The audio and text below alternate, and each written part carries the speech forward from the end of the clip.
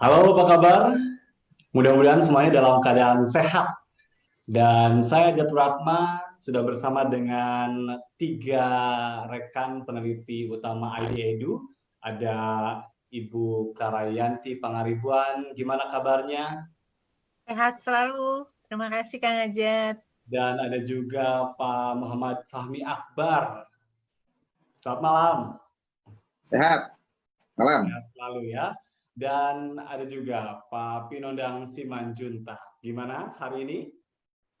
Baik, sehat selalu. Salam sehat pastinya ya. Kita senang sekali Kamis malam bisa kembali berjumpa. Kita lengkap dan kita malam hari ini akan menyoroti bicara tentang kinerja menteri, lebih khusus lagi tentu saja kajian kita nanti akan lebih banyak pada bidang pendidikan. Yang menarik memang di pekan ini publik menanti apa iya reshuffle itu jadi setelah sebelumnya Presiden Joko Widodo melakukan evaluasi dan menyampaikan ketidakpuasannya atas kinerja para menteri dengan ada yang marah meminta para menteri untuk bekinerja jauh lebih baik lagi. Ini memang kalau bicara tentang memacu kinerja harus diakui ya, pada beberapa pekan terakhir ini setidaknya ada beberapa menteri yang muncul dengan inovasi-inovasi walaupun kadang ya dipaksain. Ada yang mengeluarkan kalung anti corona, kemarin yang paling baru itu ada yang berhasil melakukan ekstradisi dan ada juga yang menyatakan tentang peta jalan pendidikan sekalipun pembahasannya belum secara komprehensif dilakukan oleh berbagai elemen dunia pendidikan. Kita akan membahas bicara tentang kinerja menteri ini dengan para peneliti ID Edu, ada Pak Pinondang yang sudah siap dengan sorotannya. Apa Pak Min yang ingin Anda munculkan malam hari ini? Ya, apa namanya? Eksekusi ya, kalau kata kuncinya eksekusi. Jadi saya menyoroti itu nanti. Baik, Bagaimana seorang eksekusi. menteri. Jadi ada perencanaan yang baik, tapi kalau eksekusinya enggak, padahal kalau menteri itu harusnya jago eksekusi ya. Ya. Baik, Ya, kalau Bu Clara, apa yang akan Anda soroti malam hari ini? Saya mau menyoroti jargon-jargon dari Mas Menteri. Oke, ya langsung ke Menteri Pendidikan dan Kebudayaan ya. Berikutnya Pak Fahmi Akbar, ada hal yang membuat Anda gregetan? Saya ingin menyoroti tentang perhatian Mas Menteri terhadap guru. Baik, ya. Kita tahu memang salah satu sorotan dari sekian banyak kementerian dan lembaga ditujukan pada Kementerian Pendidikan dan Kebudayaan. Di masa pandemi COVID-19 ini, dunia pendidikan menjadi salah satu dunia yang terdampak, tapi yang disayangkan adalah upaya-upaya yang extraordinary itu belum muncul dari kementerian yang dipimpin oleh Nadiem Makarim. Tulang, tadi bicara tentang ada eksekusi yang kurang. Seperti apa sebetulnya? ya begini Kang. Kalau kita bicara tentang Kemendikbud ya yang kita punya sekarang ini, sebenarnya ada keuntungan-keuntungan yang bisa diperoleh karena pertama itu visi itu udah mengacu kepada visi yang dibuat oleh presiden. Oke. Jadi nggak perlu capek-capek buat visi lagi gitu. Memang tidak boleh menteri ya bikin visi baru. Ya. Jadi presiden itu udah buat satu garis bahwa Anda ikuti aja ini kira-kira gitu. Nah, persoalannya adalah bagaimana menteri dengan seluruh jajaran di kementerian itu mampu mendrive dan mengimplementasikan semua program supaya sesuai dengan visi itu. Betul. Saya melihat kalau di Kemendikbud ini sebenarnya arah pemikirannya udah kena. Ya, yang dia mana yang ingin menurut Anda sudah ada jalan lurus sebetulnya niatan itu? ya, dia udah berada pada titik dan arah yang pas gitu. Karena Presiden kan ingin merubah seluruh mindset cara berpikir dari masyarakat Indonesia ini melalui pendidikan, dan itu udah mulai ditangkap. Persoalannya ketika muncul beberapa konsep pemikiran yang dibuat oleh Menteri, ada 5 itu ya, itu sampai sekarang ini implementasinya itu nggak menggigit gitu. Sehingga orang bertanya-tanya, ini mau bagaimana ini? Mau kemana ini Apa sebenarnya? gara-gara pandemi COVID-19 sehingga jadi hilang fokus atau seperti apa? Kalau saya lihat begini, Kang, saya selalu berpikir bahwa COVID ini adalah kesempatan, tantangan buat kita untuk berinovasi gitu. Dan cara berpikir inovasi itu sebenarnya dimiliki oleh Mas Menteri ini. Hanya persoalannya bagaimana mendrive lembaga ini supaya semua bersama-sama mampu membuat program yang atau konsep yang dia buat itu menjadi program yang bisa berjalan sampai ke seluruh wilayah Indonesia ini gitu. Baik, tapi ada hal yang menarik bicara tentang kapal besar yang dipimpin oleh Nadiem Makarim ya, Kementerian Pendidikan dan Kebudayaan. Kabarnya ini mungkin juga pihak terkait bisa mengklarifikasi kalau pernyataan saya keliru. Ini bicara tentang memaksimalkan orang-orang di dalam. Ini ada yang mengatakan bahwa Mas Menteri ini lebih banyak bekerja dengan orang-orang di luar kementerian dibandingkan dengan orang-orang yang menjadi bawahannya. Apakah tulang mendengar itu atau melihat itu? Sebenarnya kalau saya lihat boleh-boleh aja terbuka dengan pihak luar. Tapi kan tentaranya di dalam. Jadi artinya adalah bahwa bagaimana pemikiran yang bagus-bagus dari masukan dari luar itu dia bisa transfer kepada seluruh dirjen, direktorat, sampai ke subdit dan ke sekolah-sekolah, di perguruan tinggi dan lain sebagainya itu di drive gitu. Dan ada beberapa pemikiran yang bisa saya sampaikan dalam hal ini. Pertama, sebenarnya pertama infrastrukturnya itu sesuai dengan visinya Pak Presiden juga Jokowi.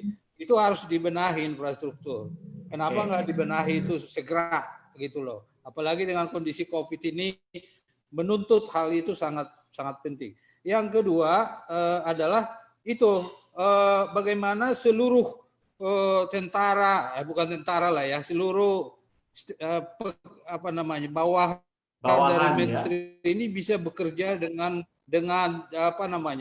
kekuatan yang maksimal. Harus dibuat sistem, misalnya dengan cara kalau berdasarkan gaji pegawai negeri mungkin dari segi penghasilan ya, gaji pegawai negeri mereka akan malas. Kenapa nggak dibuat ini berdasarkan kinerja, ada tunjangan berdasarkan kinerjanya, sehingga siapa yang berkinerja baik itu dia memiliki perolehan penghasilan yang lebih daripada yang malas. Nah itu dibuat regulasinya gitu. Ya, sehingga semua semangat. Yang kedua, birokrasi itu dipangkas semua kalau ada yang menghambat. Toh Pak Presiden sudah beri kekuasaan. Kok silakan udah dibilang begitu gitu. Jadi ada pembenahan secara internal kementerian itu yang harusnya juga bisa dilakukan karena saya tadi kira bicara tentang itu konsep yang baik. dipikirkan kalau mau mengubah. Baik, terima kasih Pak Bin. Tapi menarik tadi bicara tentang menggerakkan internal kementerian. Seperti kita ketahui bersama bahwa Mas Menteri ini jarang turun ke bawah ini. Pak Fahmi, gimana ini? Kalau bicara tentang menggerakkan kapal dari tingkat pusat ke daerah, tapi jarang main ini gimana? Ya, saya melihatnya begini. Karena yang digerakkan itu bukan kapal barangkali ya, perahu barangkali ya. Ini kementerian ini besar loh. Iya, saya paham. Barangkali kalau dibandingkan dengan perusahaan beliau yang lama, lebih besar yang ini, karena ini menggabungkan dua kementerian sekaligus. Betul. Jadi Kementerian Pendidikan dan juga Dikti ya. Ya. Jadi dua kementerian ini digabung jadi satu. Saya lihatnya begini, kok bisa sih masalah itu agak sulit di drive ya. Lihat pertama kali latar belakang beliau. Beliau tidak pernah menangani lembaga pendidikan. Seperti halnya menteri-menteri sebelumnya. Pernahlah menjadi rektor atau pernahlah minimal dia membawahi beberapa universitas. Oke. Jadi pengalaman tentang keilmuan pendidikan itu masih mungkin gitu. Karena dia harus mendrive kapal besar ini supaya lebih bagus. Tapi kalau bukan kendaraannya, kemudian dia suruh ngedrive, sama kayak saya biasa megang matic, suruh megang yang ada koplingnya gitu. Agak susah saya membuat mobil itu jadi cepat. Saya kira latar belakang itu pengaruh besar. Oke. Ya, kemudian ada lagi saya melihat menyorotinya tentang ini perhatian terhadap guru, Mas Kang. Oke. Apa yang Anda lihat? Iya, udah masuk ke saya nih. Ya, silakan. Iya, saya lihat perhatian terhadap guru ini sangat minim ya. Pertama dari sangat jarangnya beliau turun ke daerah-daerah melihat kondisi fisik secara langsung. Gimana sih kondisi guru mengajar? Itu juga perlu diperhatikan agar mereka juga punya masukan untuk memperbaiki kebijakan berikutnya.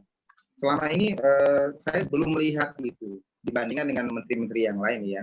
Ya. Tapi dari sisi yang lain ya, saya merasakan juga ada kebaikan beliau. Salah satunya adalah RPP 1 lembar. Iya. Lebih tidak membebani guru katanya gitu ya. Iya, betul. Ya itu terasa sekali bagi kami ya guru-guru. Nah, ini lebih ringan dibanding dengan periode yang kemarin. Gitu Kang Ajat. Baik, tapi ini menarik ya soal tadi latar belakang seperti kita tahu bersama memang kalau bicara tentang Menteri Pendidikan dan Kebudayaan dari kalangan milenial, ini harus kita akui ekspektasi masyarakat itu begitu besar kepada Nadiem Makarim. Pada saat Presiden Joko Widodo memilihnya itu nggak ada yang nyangka-nyangka karena tadi ya tidak punya latar belakang pendidikan atau dalam konteks ini pernah menjadi pemimpin perguruan tinggi atau memang berada dalam dunia pendidikan sehingga cukup juga membuat publik kaget. Tapi di luar itu karena sosoknya yang dianggap moncer pada karir sebelumnya, akhirnya harapan itu besar. Nah biasanya ekspektasi yang besar ini kekecewaan juga bisa besar gitu ya kalau memang tidak sesuai dengan fakta yang ada. Dan saya juga tertarik soal tadi pengalaman karena yang terdengar di awal kita balik ke belakang gitu ya. 10 hari pertama justru digunakan untuk mendengar. Ini kan satu fakta yang memang menunjukkan bahwa beliau belum banyak hal yang diketahui sehingga beliau harus banyak belajar. Mudah-mudahan sebetulnya yang beliau dengar selama 100 harinya itu adalah informasi yang benar gitu kan, jangan sampai mendengar sesuatu yang keliru. Itu yang juga menjadi hal menarik sebetulnya sehingga perjalanannya seperti sekarang gitu, banyak konsep yang sebetulnya secara filosofi sangat menarik tapi implementasi morat-marit gitu ya. Baik, Bu Clara, apa yang Anda bisa tambahkan? Saya menambahkan seperti ini, Kang Ajat. Mungkin alasan pemilihan Nadiem sebagai Mendikbud itu, walaupun bukan berasal dari dunia pendidikan, adalah keterkaitannya tuntutan atau tantangan Indonesia di masa yang mendatang gitu.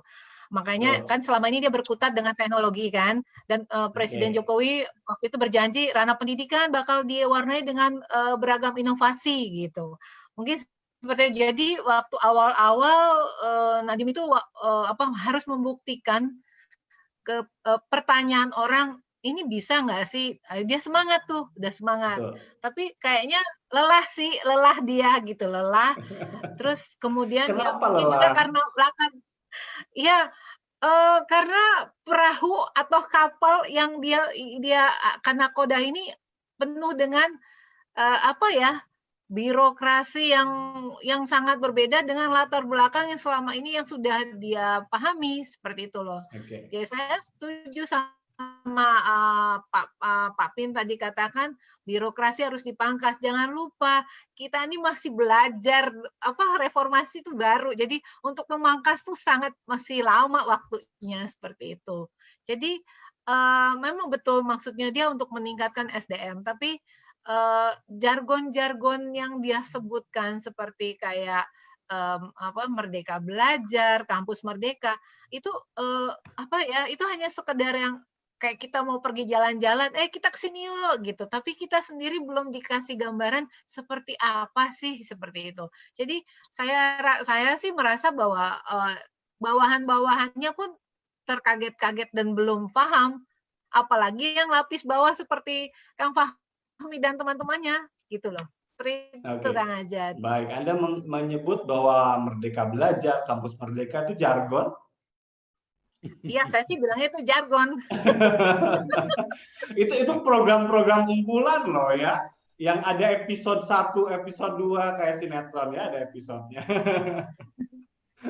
Kalau itu kan berarti kan ada gambarannya, ada oh iya kalau sinetron nih kayak yang seperti Kang Ajat bilang pasti kan oh ini abis ini begini, abis ini begini. Sementara teman-teman guru, kepala sekolah, mungkin suku dinas itu pada meraba-raba seperti itu lapangan ya. Karena hanya dilontarkan di nanti revisi seperti itu sih. Jadi saya belum lihat. Baik. Tapi kalau ada yang menilai soal kinerja di Kementerian Pendidikan dan Kebudayaan sendiri sampai sekarang belum menunjukkan tanda-tanda perbaikan, Pak Pin, apakah Anda punya hal lain? Pak Pin? Oh, sorry. Saya kira Iya. masih Bu Clara. Ya, jadi ya seperti saya bilang tadi, balik lagi ya. Sudah ada pada titik dan arah yang benar, tapi nggak jalan gitu. Kereta apinya nggak jalan. Kenapa? Karena banyak faktor-faktor yang belum bisa diselesaikan oleh menteri dengan cara yang misalnya dengan membuat regulasi-regulasi itu menjadi simple. Kemudian membuat regulasi itu merangsang setiap aparat di bawahnya itu bisa bekerja dengan giat. Kemudian berikutnya tidak merasa takut.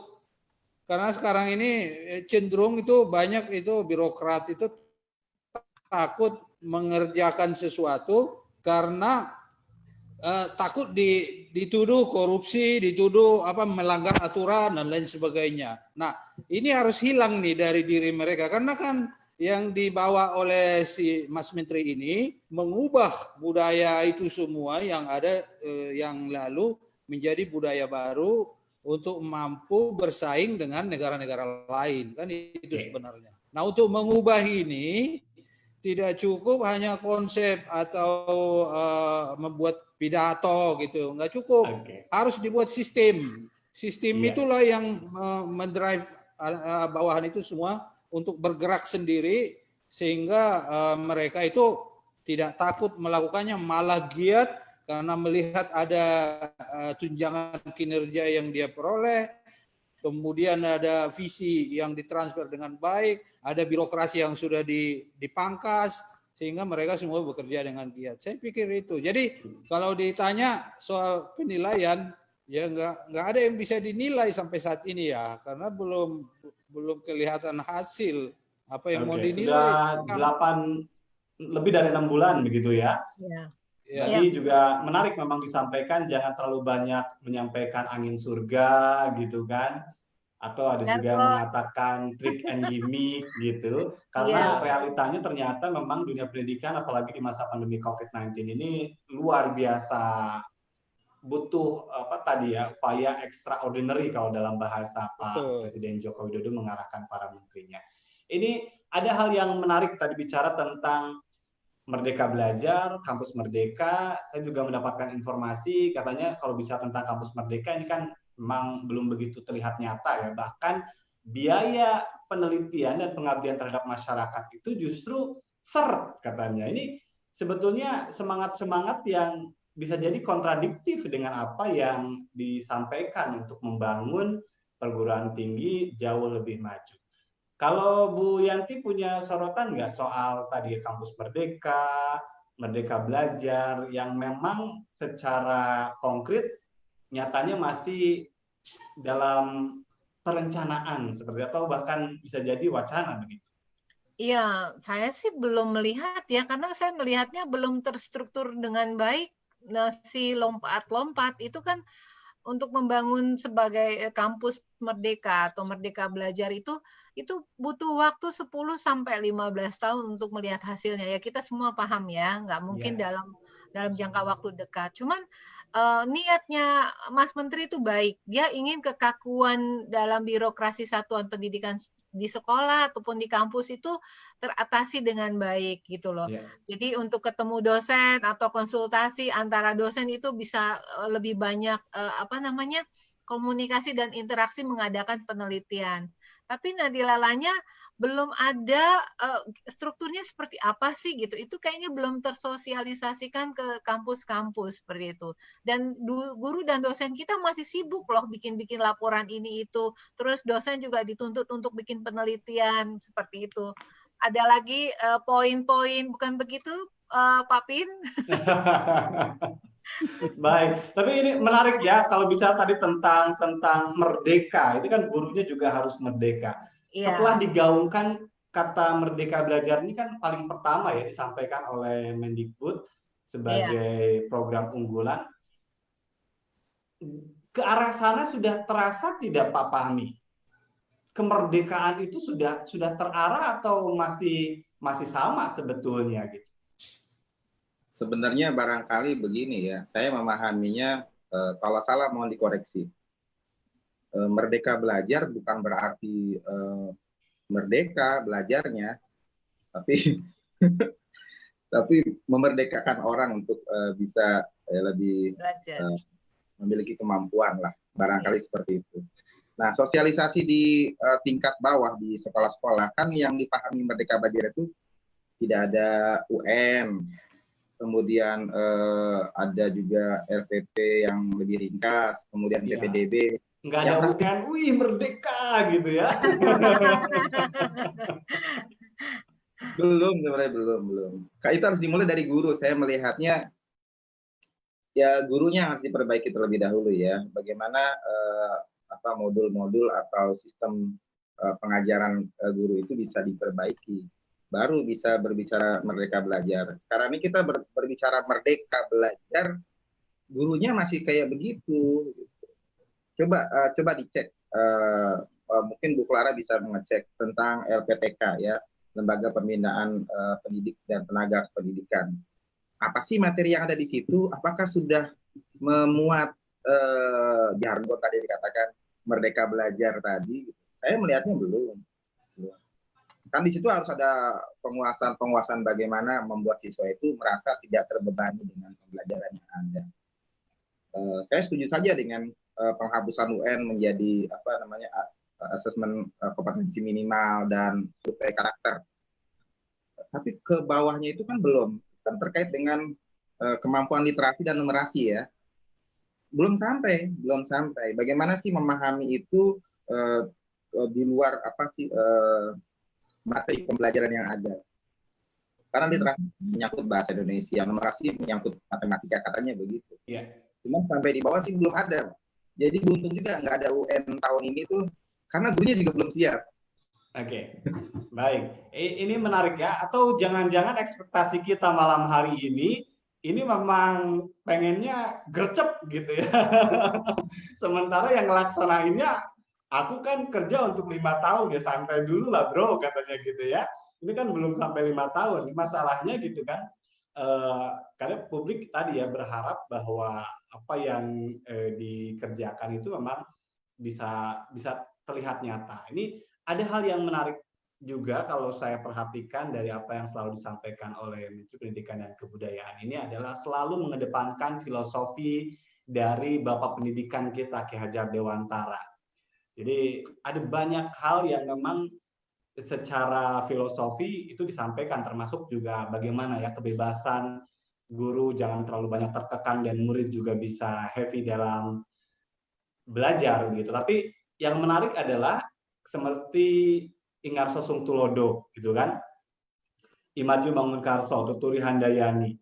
Bagaimana itu diimplementasikan dalam real keseharian dari Menteri Pendidikan dan Kebudayaan. Bicara tentang menggerakkan tadi ya, tadi disampaikan harus turun ke paling tingkat bawah untuk juga memberikan motivasi begitu kan.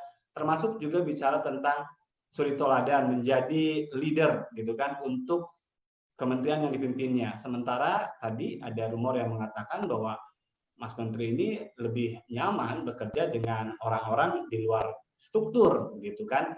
Bahkan ada beberapa yang sekarang masuk struktur sebelumnya sebetulnya adalah sebagai advice-nya. Di luar itu yang juga membuat sedikit saya tergelitik adalah bagaimana posisinya sebagai menteri itu juga jangan dicampur adukan dengan kepentingan pribadi, misalnya soal ini kan memang urusan pribadi sebetulnya kelahiran putranya yang dilaksanakan di luar negeri. Ini juga banyak sorotan gitu. Seorang menteri ya boleh-boleh saja memilih lahiran di luar negeri begitu kan, itu kan urusan pribadi, tapi sebagai seorang menteri harusnya keindonesiaannya itu juga bisa dimunculkan. Ini beberapa hal yang memang dalam kurang lebih 8 bulan ini juga mewarnai perjalanan dari Menteri Pendidikan dan Kebudayaan kita. Tulang, ada lagi yang ingin disampaikan. Apa sebetulnya yang memang harusnya bisa dikerjakan menjawab apa yang diharapkan oleh Presiden Joko Widodo? Ya, jadi sebenarnya tujuan Merdeka Belajar itu kan untuk meningkatkan kreativitas dan inovasi. Jadi ada kebebasan berpikir yang betul-betul berkreasi dia sesuai dengan kreasi pikirannya untuk melakukan segala sesuatu. Itu konsep dari Merdeka Belajar itu, sehingga nanti karena ke depan ini dengan teknologi ini yang dibutuhkan itu adalah orang yang kreatif dan inovatif. Itu ke depan. Makanya itu muncul. Jadi kalau saya lihat, kalau Merdeka Belajar itu diisi dengan konsep itu tadi ala Indonesia gitu ya, Ki Hajar Dewantara tadi konsepnya itu, maka itu sangat luar biasa sebenarnya. Kalau itu bisa dilakukan dengan baik di dalam seluruh pendidikan kita. Misalnya gini, katakanlah kita mau Indonesia ini kan luas, belum lagi bervariasi kondisinya. Makanya seperti dulu saya bilang harus punya peta zona-zona kondisi dari seluruh pendidikan di Indonesia ini gitu. Nah, ini kayaknya belum dijawab juga itu, ke harapan dari Pak Pin ini belum dijawab ini soal peta itu ya. Mana daerah yang sudah mengaliri listrik dan internet. Padahal kita sering menyampaikan itu ya. Terus. Silakan Pak Pin, tambahkan. Baik, ini nampaknya sedikit mampet ya. Tapi mau menjadi menarik ya. Silakan Bu Clara. Iya, saya tadi kan Pak Pin mengatakan tentang Merdeka Belajar ya, dia berinovasi dan berkreasi. Tapi jangan lupa kita ini masih baru lepas dari keterbiasaan dengan ujian benar salah, multiple choice seperti itu. Nah, dengan Merdeka Belajar ini itu membutuhkan kemampuan guru untuk mengembangkan sekaligus menguji kemampuan murid itu menggunakan satu konsep terus dianalisis materinya secara literasi, kebahasaan dan numerasi secara angka. Oke. Baik. Itu perlu pendalam gitu loh Kang Ajat. Jadi betul-betul kalau mau bagus jargonnya, tapi coba lihat deh ke dalamnya tuh rumit gitu loh. Jadi ya butuh kesiapan banget untuk supaya berhasil seperti itu. Iya.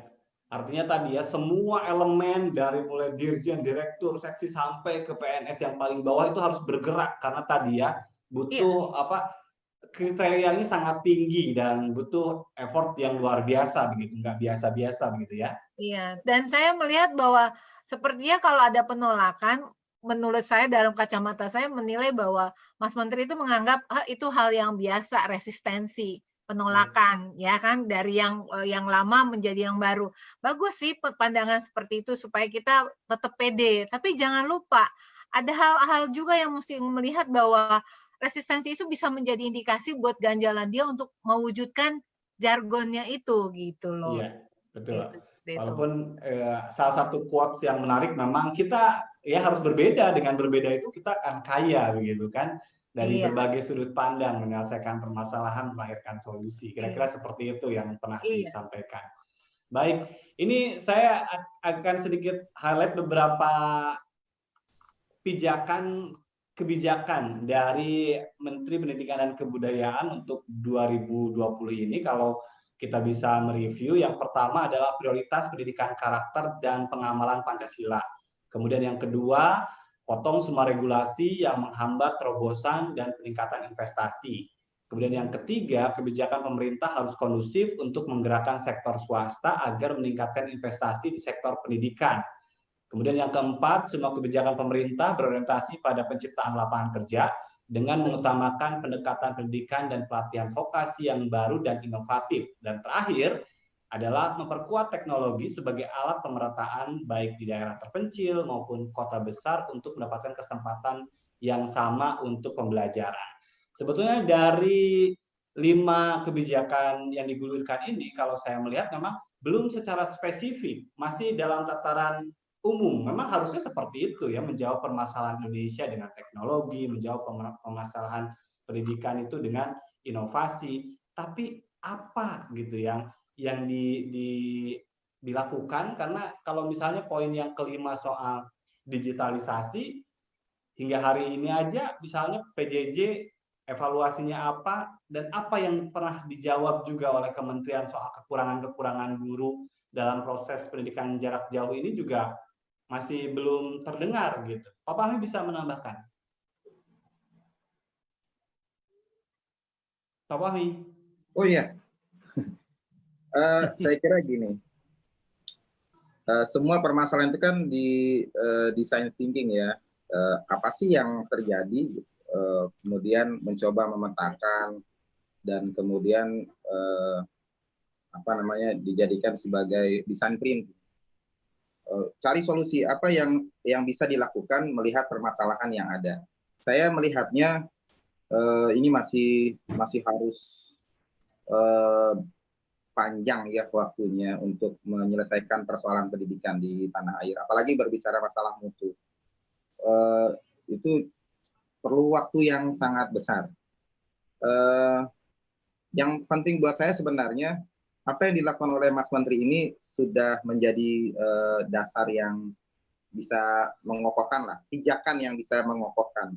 Untuk selanjutnya bisa dilanjutkan barangkali oleh menteri-menteri yang lain. Tapi nanti apa sekarang dilanjutinnya? Nanti ganti lagi loh pijakannya. Kan udah peta jalan kan. Oke, silakan lanjut. Ya, saya kira itu baik ya, karena dia sudah bisa memetakan apa sih masalah yang terjadi di dunia pendidikan. Saya kira itu bagus gitu. Tinggal bagaimana apa sih melangkahnya. Itu kan perlu partisipasi, perlu juga supervisi, perlu juga satu lagi yang paling penting sebenarnya. Saya nih orang-orang yang di bawah gitu, dipercaya sebagai orang-orang yang melaksanakan kebijakan itu. Jangan kemudian merekrut teman-temannya sendiri, kemudian perhatian terhadap, maaf ya saya menggunakan kalimat yang cukup ini, PNS yang menjadi bawahan beliau itu tidak diberdayakan. Ini penting sebenarnya. Kementerian itu besar. Orang-orang pintar di sana, profesor, doktor juga bertumpuk di sana. Nah, kalau bisa memanfaatkan sumber daya yang ada, mendrive tadi kata Pak Inodang, mendrive kapal besar ini dengan baik, tentunya saya kira butuh ini barangkali. Saya melihat Mas Menteri ini kalau dia mau mendraft itu butuh buku panduan. Jadi buku panduannya diberikan oleh menteri sebelumnya, barangkali itu juga penting. Jadi dibimbing dia agar bisa mendrive lebih baik. Begitu Kang Ajat. Baik, ini memang menarik ya. Mau nggak mau memang harus juga dibandingkan ya dalam konteks ini. Misalnya kan sekarang Menteri Pendidikan dan Kebudayaan sebelumnya itu sekarang menjadi Menko. Dan kalau kita lihat Pak Muhadjir ini kan juga aktif tuh, saya lihat ya, turun ke masyarakat memastikan soal pembagian sembako dan lain sebagainya. Rasanya ini juga yang harusnya menjadi geliat dari Mas Menteri, karena lagi-lagi saya melihat jarang banget nih Mas Menteri ini untuk turun. Kenapa saya tertarik untuk mendorong untuk turun? Karena harus kita akui ya, beda, mungkin pasti udah beda dengan saya yang lahirnya itu di piringnya piring seng apa piring keramik. Kalau Mas Menteri kan piringnya emas gitu ya. Kita tahu bahwa kehidupannya dari mulai kecil hingga dewasa itu sudah terbiasa dengan sesuatu yang cukup, yang canggih. Sementara Indonesia gitu kan, itu beragam, tidak hanya Jakarta, bahkan di Jakarta sendiri itu kelasnya bisa ada yang jomplang, ada yang memang tadi dekat dengan teknologi, cukup makan, cukup perhatian orang tua, tapi ternyata ada juga banyak anak-anak yang tidak pernah terlayani dengan baik dari keluarga yang memang pas-pasan, dan banyak hal yang memang harusnya itu bisa dilihat secara nyata sebagai warna dari Indonesia. Saya pikir ini memang perlu dikenalkan, dan saya harap sih untuk jajaran di tingkat paling bawah itu membawa Mas Menteri untuk mengenalkan itu kepada Indonesia. Seperti apa sih ya anak-anak di Papua, di pedalaman Kalimantan, di Sulawesi itu belajar. Jangan hanya sekolah-sekolah di perkotaan, begitu kan? Atau mau di Jakarta juga saya akan tunjukkan mana sebetulnya spot-spot anak-anak yang memang tidak punya perhatian pemerintah itu kepada mereka. Mereka berada di pinggir rel kereta api, kolong tol, bantaran kali, dan itu harus bisa didalami supaya melahirkan kebijakan yang tidak hanya tadi ya, tidak hanya berkaca tentang internasional standar gitu, sementara pijakan dasarnya sendiri belum rata, kira-kira seperti itu. Pak Bin, silakan menambahkan. Iya, saya juga melihat memang kelemahannya itu mungkin di ini. Kalau dulu kan Pak Menko yang sekarang Pak Muhadjir ya namanya ya. Ya. Pak Muhadjir itu dulu agak kewalahan menghadapi profesor-profesor juga itu di bawah Walaupun itu. sudah profesor ya, pernah menjadi Iya, rektor. iya. Apalagi kalau Jadi yang enggak gitu. apalagi Nadiem yang masih muda gitu ya. Oke. Ya, nah di sini seni memimpinnya sebenarnya.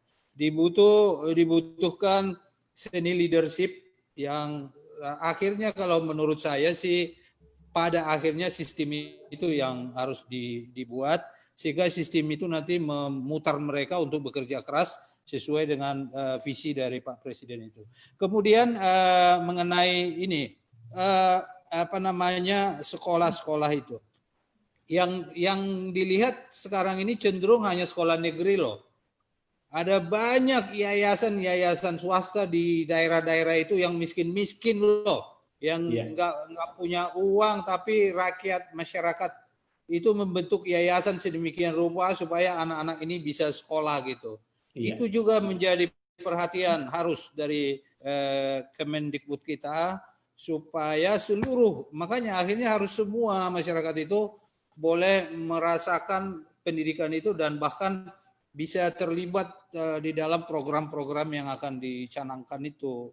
Jadi menurut saya udah waktunya lah mengevaluasi. 4 bulan kita sudah COVID dengan segala masalah itu sudah cukup data saya kira untuk dipakai untuk menerobos program-program yang lebih baik lagi ke depan. Saya kira gitu, Kang.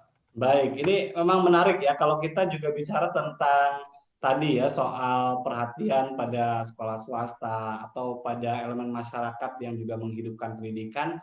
Tapi kalau kita melihat dari struktur organisasi yang baru di kementerian ini sendiri, misalnya soal Dikmas itu ya, pendidikan luar sekolah, malah itu semu gitu. Kalau kemarin-kemarin itu ada begitu kan, bahkan ada direkturnya. Kalau sekarang itu dijoinkan dengan hal yang lain yang pasti sudah jelas kalau nggak muncul sebagai bidang tersendiri, ya kelihatannya pasti akan sedikit lah program-program, apalagi penganggaran pembiayaan di dalamnya. Itu juga yang saya pikir sangat disayangkan juga, karena faktanya ternyata sebetulnya seperti misalnya kursus-kursus itu kan padahal katanya kedepannya akan lebih banyak berorientasi pada pencapaian tenaga sumber daya manusia yang siap kerja gitu kan, tapi kursus-kursusnya sendiri dinomor dua kan kalau saya melihat, walaupun dikatakan oleh kementerian sih enggak, masih ada kok di dirjen tertentu, tapi kalau tidak muncul sebagai satu nomenklatur namanya ya, kalau kementerian itu anggarannya pasti susah gitu, mau digimanain juga pasti nggak cair gitu. Baik, Pak Fahmi, ada lagi yang ingin Anda sampaikan? Iya, saya melihat begini, guru ya khususnya banyak sekali yang masih honorer. Ya. Itu juga kelihatannya luput dari perhatian kementerian. Padahal ya bagus dan buruknya negeri ini kan ditentukan juga oleh guru. Ya. Nah, saya berpikir kenapa di periodenya Mas Menteri ini ya tidak digugah gitu untuk mengangkat guru-guru baru. Di saat ini saya melihat kita banyak kekurangan guru. Ya banyak sekali kekurangan guru. Di tempat saya saja banyak honorer gitu. Dan itu harus lebih banyak honorernya daripada bahkan kemarin surat edaran menteri itu yang gaji honorer di masa pandemi itu dipotong 50%. Nah, kemudian timbul gejolak, akhirnya direvisi kembali. Okay. Itu artinya saya melihat kementerian itu tidak berpihak kepada guru. Nggak ajak ya? Iya, kementerian yang saat ini tidak berpihak kepada guru. Saya khawatir sebenarnya, kalau Kementerian Pendidikan saja tidak berpihak kepada guru, kemudian guru menggantungkan harapannya kepada siapa? Jangan-jangan kepada Kementerian Pendidikan ya pada perhatian yang lain, misalnya bisnis digital gitu ya, atau yang lainnya lah kira-kira. Baik. Ini yang juga memang menjadi menarik adalah tadi saya menambahkan soal perhatian Mas Menteri, jangan hanya pada sekolah-sekolah yang memang sudah mahal, sudah bagus gitu. Ini ada yang menyoroti soal itu. Ini kayaknya pengalamannya dari mulai kecil hingga dewasa itu yang pasti ya, setiap orang pasti kalau pernah mengalami satu kondisi tertentu, itulah yang menjadi passionnya begitu kan. Bagaimanapun pengalaman itu adalah guru yang terbaik. Hanya sayangnya memang kalau dilihat dari kondisi Indonesia hari ini ya tadi, piringnya nggak semuanya piring emas gitu ya kalau makan. Baik, Bu Clara, ada lagi? Itu menyambung tadi yang ulasan dari Kang Ajat tadi, ada sekolah yang bimbingan gitu loh, luar sekolah yang terus tuh Pak Pin juga mengatakan sekolah-sekolah yang miskin. Itu berarti ada gambaran bahwa negeri kita ini masih didominasi oleh sistem kapitalisme, ya kan? Sudut pandangnya adalah ideologinya itu mereka mengenal bahwa mencapai sesuatu, menghargai sesuatu berwujud prestise. Kamu sekolah mahal, kamu dapat ijazah bagus, masa depanmu bagus, seperti itu. Padahal nggak selamanya dari sekolah internasional pun dengan nilai yang bagus itu akan menjadi seorang yang sukses. Seperti itu sih Kang Ajat. Jadi yang diperlukan adalah kebaharuan, bukan kebaharuan ya. Zaman dulu kita ada yang namanya belajar budi pekerti. Ada mata pelajaran pendidikan moral Pancasila seperti itu, dan itu diharapkan dengan jargon-jargon Mas Menteri ini dua pelajaran ini bukan hanya sekedar pelajaran, tapi bisa diimplementasikan dalam kehidupan sehari-hari seperti itu. Sehingga yang namanya sekolah miskin, sekolah kolong jembatan itu kualitasnya sama, Kang Ajat, seperti itu. Karena yang dibentuk adalah karakter kan, seperti itu. Iya, baik.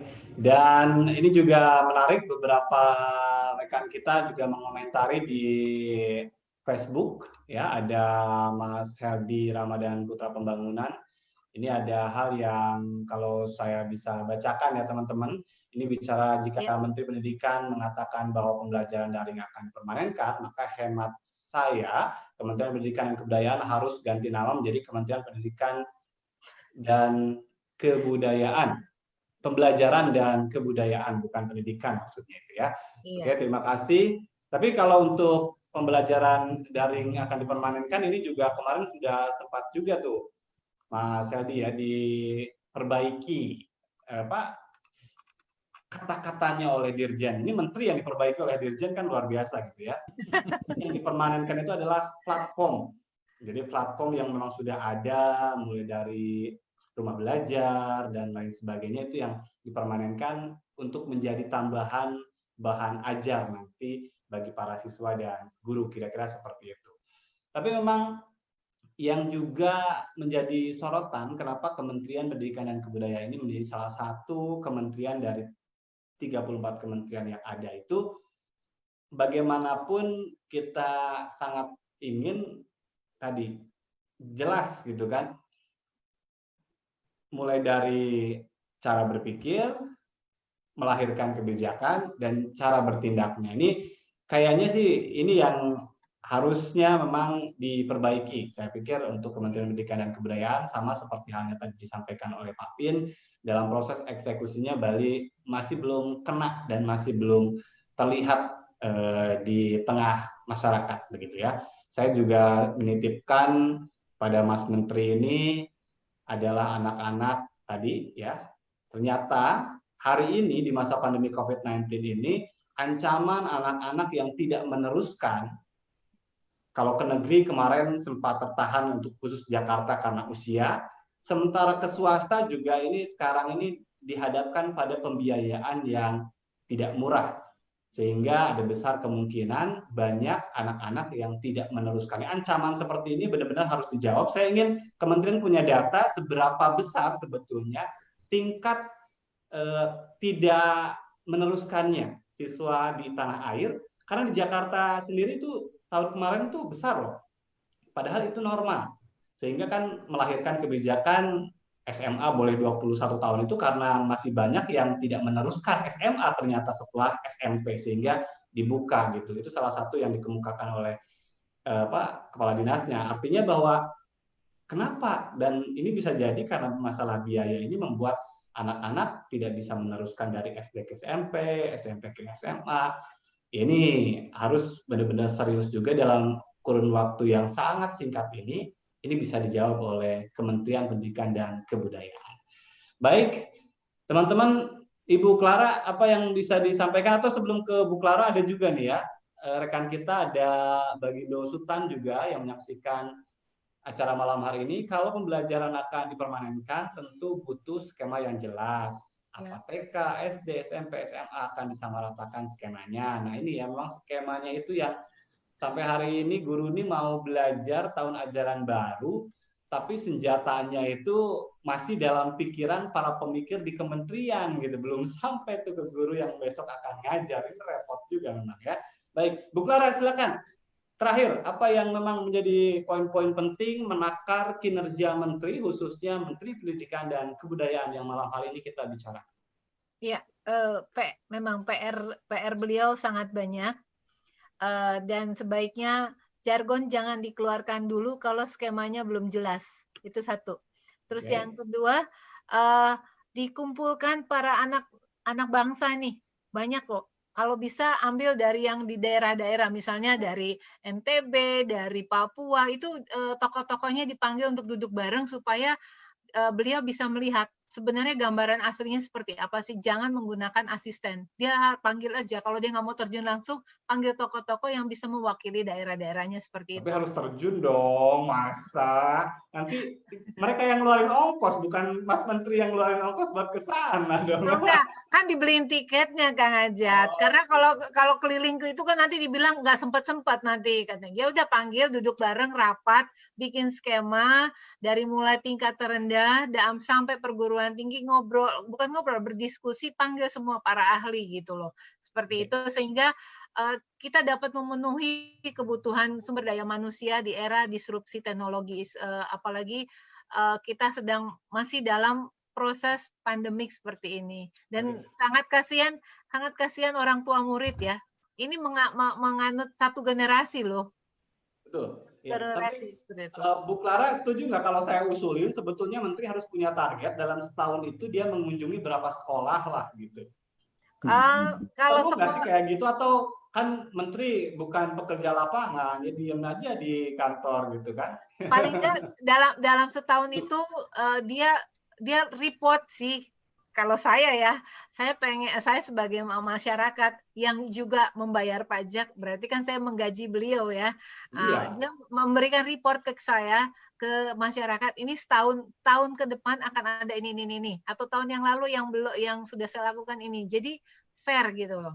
Jadi Oke. masyarakat puas, terus ketika pun diadili DPR, beliau sudah punya catatannya, masyarakat bisa mendukung dia kalau seandainya dia masih dipertanyakan juga sama DPR seperti itu, Oke, atau sama baik presiden. ya. Sepertinya sih kalau masyarakat kalau ngelihat orang kerja benar-benar sih pasti ngedukung lah ya, Iya, seperti itu intinya. Tapi kalau memang nggak kerja benar-benar pasti gemes gitu, itu ya. Dan memang resiko sebagai pejabat publik ya harus berani juga untuk dikritik ya, diberikan iya, saran dan betul. komentar. Pak Vin, silakan.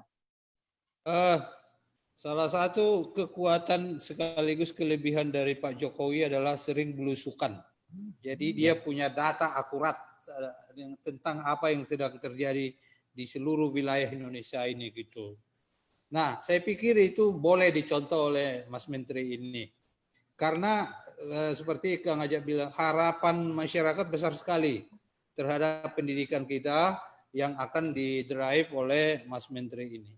Kemudian yang kedua, kalau kita lihat semua masyarakat Indonesia ini sebenarnya karakternya itu sangat bagus-bagus gitu ya, termasuk guru-guru.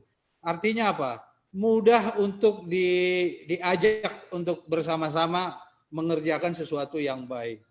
Ya. Hanya perlu dikasih jalan dan sistem supaya mereka bisa melihat tujuan yang sama dan dengan cara fair bisa dia, kalau dia bekerja keras maka dia akan memperoleh hasil yang lebih besar daripada orang yang malas.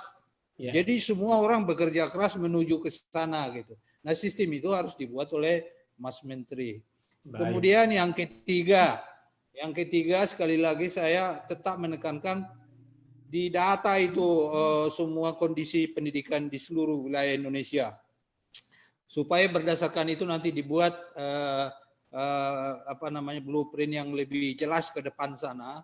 Karena masih banyak kesempatan nih, masih ada berapa tahun lagi. Saya yakin kalau itu dilakukan, proses perubahan akibat kemajuan pendidikan kita akan terasa lebih baik. Dan saya kira para dirjen, direktur, kepala subdirektur dan lain sebagainya, guru, kepala sekolah akan bekerja sama secara giat untuk membantu sang menteri itu. Yang terakhir Kang adalah gini Kang, ya ini harapan ya, karena